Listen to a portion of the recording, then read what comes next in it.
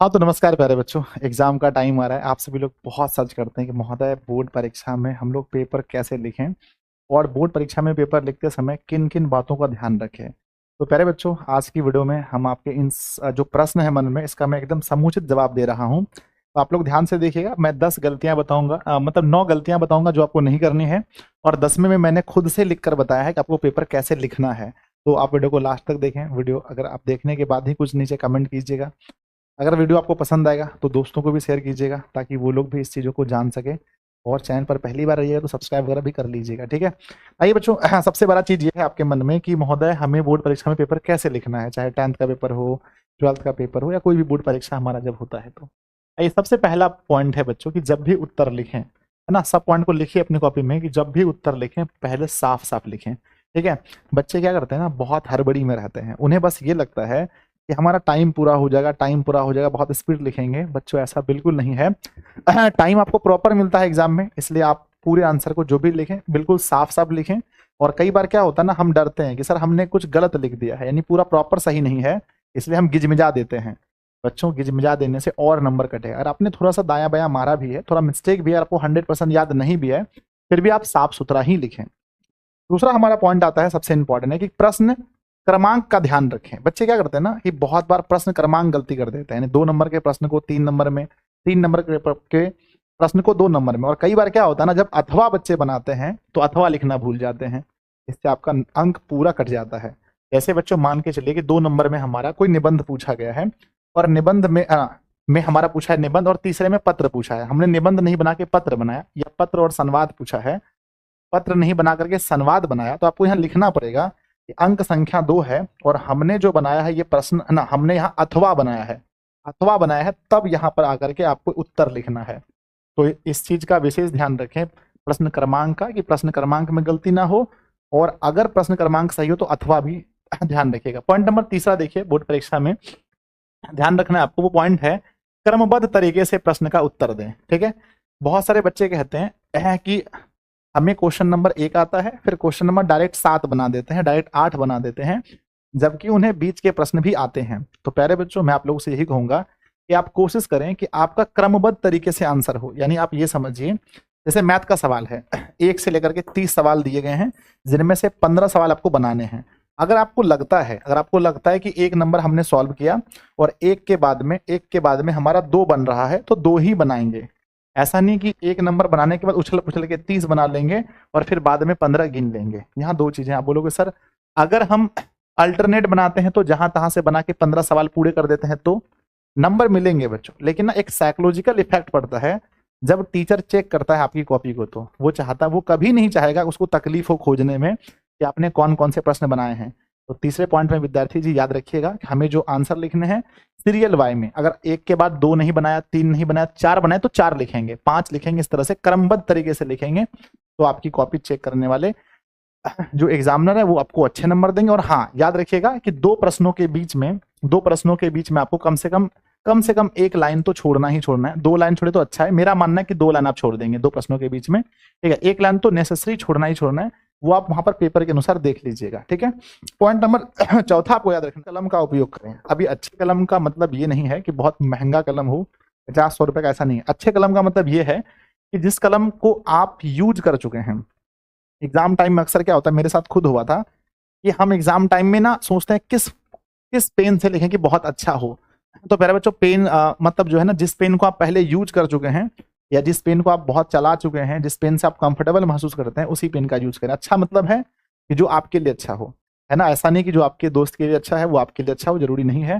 चाहे वो जो 3 रुपए का हो सकता है, 5 रुपए का हो सकता है, कोई भी पेन हो, ब्लैक या ब्लू पेन हमें आप, है ना, हमें एग्जाम में लिखना है, वो भी बिल्कुल अच्छा जिसका उपयोग आप कर सकें, हो ना। तो इसको भी पॉइंट को लिख लीजिए कॉपी में। 5वां पॉइंट है, पेपर लिखते समय आपको ध्यान रखना है हमेशा कि जो पूछा जाए वही लिखना है। अब आपसे पूछा है प्यारे बच्चों की परिपथ किसे कहते हैं, आप पूरा घुमा रहे हैं, आप उनको विद्युत धारा की परिभाषा बता रहे हैं, फिर परिपथ बता रहे हैं। आपसे पूछा गया मेटरनिक युग से क्या समझते हैं, तो आपको मेटरनिक के बारे में ही लिखना है। ऐसा नहीं कि आप जाकर के कार्बोनी गेरिबाल्डी के बारे में लिख रहे, नहीं।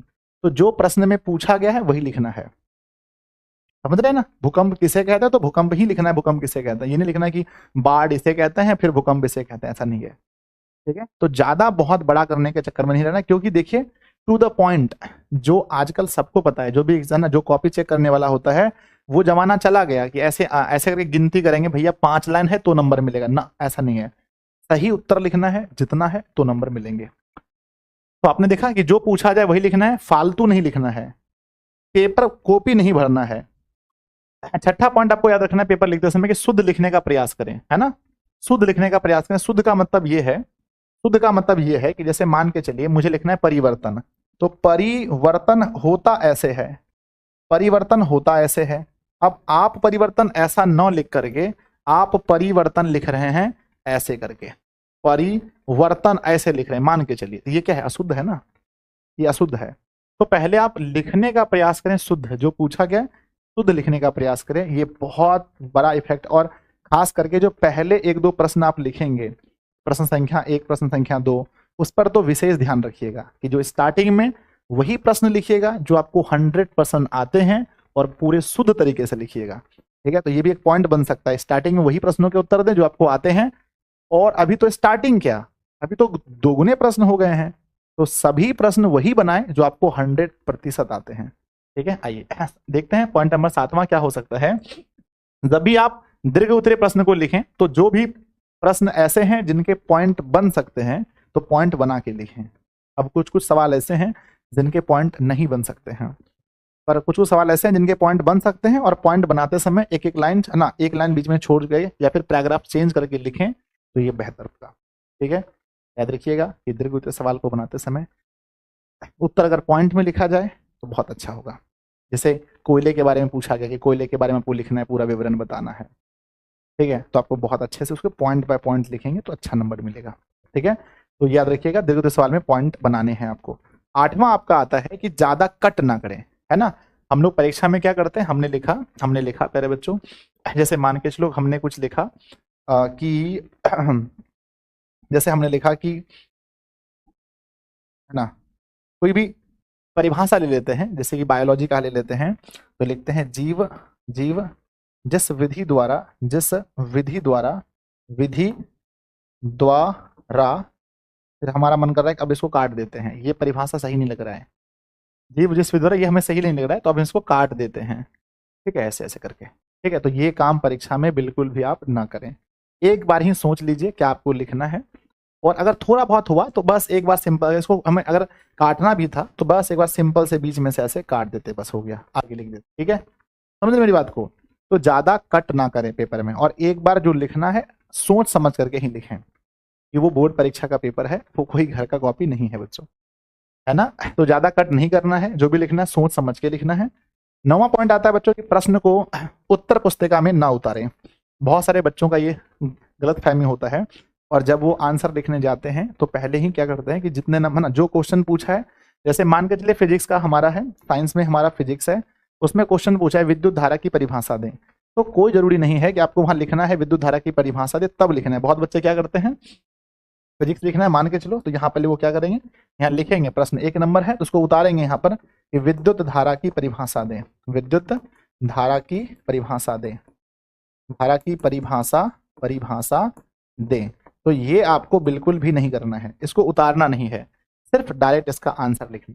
तो पहले बच्चों आपने देखा कि किस प्रकार से आपको परीक्षा में वही लिखने हैं जो पूछा जाए, साफ सुथरे लिखने हैं, 1-2 लाइन छोड़ के लिखने हैं, दीर्घ उत्तरीय सवाल को पॉइंट बनाकर लिखने हैं, एक उस पे ना वही पेन का यूज करना है जिसमें आप कंफर्टेबल महसूस करते हो, ठीक है ना। सब कुछ आपने देख लिया, ज्यादा काटना नहीं है। अब चलिए मैं आपको दिखाता हूँ कि एक प्रश्न पूछा जाए तो मुझे कैसे लिखना चाहिए। तो यही सवाल है, विद्युत धारा की परिभाषा दीजिए। तो इस सवाल को मैंने यहाँ लिखा है, ध्यान से देखें, मैंने लिखा है ये सवाल, सबसे पहली बात है कि साइंस में भौतिकी का सवाल है, तो ऊपर में हमने भौतिकी लिख दिया। अब ये हर बार नहीं लिखना है, ऐसा नहीं कि हर प्रश्न के बाद भौतिकी लिखना है, नहीं है, ये पहले प्रश्न में लिखना है, भौतिकी लिखा। सवाल नंबर 1 है, और 1 नंबर सवाल जो हमारा जो चौथाई होता है, तो ऐसे एग्जाम में छोड़ा होता है, फिर भी कहा जाता है कि कॉपी को 4 भाग में बांटना, 1 भाग को छोड़ देना है। तो हमने यहाँ पर चौथाई छोड़ा है। चौथाई छोड़ने के बाद ये नंबर, जो क्वेश्चन नंबर है वो ये इस बार में है और उत्तर इसका इस बार में लिखा है, और ऐसा ही होता है। कई बार क्या होता है ना कि बच्चे बीच में जो है यहाँ पर बीच में लिख देते हैं प्रश्न, है ना, प्रश्न संख्या बीच में लिख देते हैं एक, है ना। ये कहीं पर ऐसा नहीं लिखा है कि बोर्ड परीक्षा में हमें ऐसे ही उत्तर दे रहे हैं। और हमने बहुत सारे टॉपर से पूछा भी है कि क्या आपने कुछ अलग तरीके से आंसर लिखा था या नॉर्मल तरीके से, तो टॉपर ने कहा बिल्कुल नॉर्मल तरीके से। कोई जरूरी नहीं है, ऐसा भी लिखना गलत नहीं है, पर मैं ये नहीं कहूंगा कि ऐसे ही लिखने से आपके नंबर अच्छे आ सकते हैं, ऐसा कोई बात नहीं है। आप नॉर्मल भी ऐसे लिख सकते हैं प्रश्न संख्या और इसका उत्तर यहाँ पर, लेकिन प्रश्न संख्या को घेरना नहीं है, ठीक है ना। ये घेरना नहीं है, तो मैं बताने के लिए घेर रहा था, ठीक है ना। तो इससे आपको बिल्कुल भी घेरना नहीं है, प्रश्न संख्या एकदम खुला रहना चाहिए। जो रोमन में होता है उसको स्पार में लिखते हैं, रोमन के मेन नंबर को स्पार में ही लिखते हैं। उत्तर हमने लिखा है, हमसे पूछा गया था विद्युत धारा की परिभाषा, हमने लिखा है, ध्यान दीजिएगा, आवेश के प्रवाह की दर को विद्युत धारा कहते हैं, धाना, अर्थात विद्युत धारा बराबर आवेश बटा समय, आई बराबर क्यू अपॉन टी। अब ये मन में आप ना सोचें कि सर ये 2 अंक के प्रश्न है तो हमें 40-50 शब्दों में, 60 शब्दों में लिखना है, ऐसा बिल्कुल नहीं है, ठीक है। समय बदल चुका है और जो एग्जामिनर चेक करने वाला है, ऐसे उत्तर को देखकर पूरे नंबर देंगे आपको, 2 नंबर। आप अधिक से अधिक यहाँ पर लिख सकते थे कि विद्युत धारा को आई से सूचित करते हैं, इसका ऐसा ही मात्रक एम्पियर होता है। खैर यहाँ पूछा नहीं है वो सब चीज, सिर्फ आपसे पूछा विद्युत धारा की परिभाषा, तो परिभाषा दिया हमने, है कि नहीं है। तो इस प्रकार से आपको कॉपी लिखना है। तो प्यारे बच्चों, हम उम्मीद करते हैं कि आपके फेस में स्माइल होगा, आपके फेस में डर बहुत कम होगा। और आप लोग जो भी लोग है ना हमें जानते हैं अच्छे से, तो अभी 10th क्लास के बहुत सारे बैचेस हमारे यहाँ चल रहे हैं, सकते हैं। हम उम्मीद करते हैं कि आप लोग बहुत अच्छा फील कर रहे होंगे और ये वीडियो आपके लिए बहुत लाभदायक होगा। धन्यवाद बच्चों, कमेंट जरूर कीजिएगा।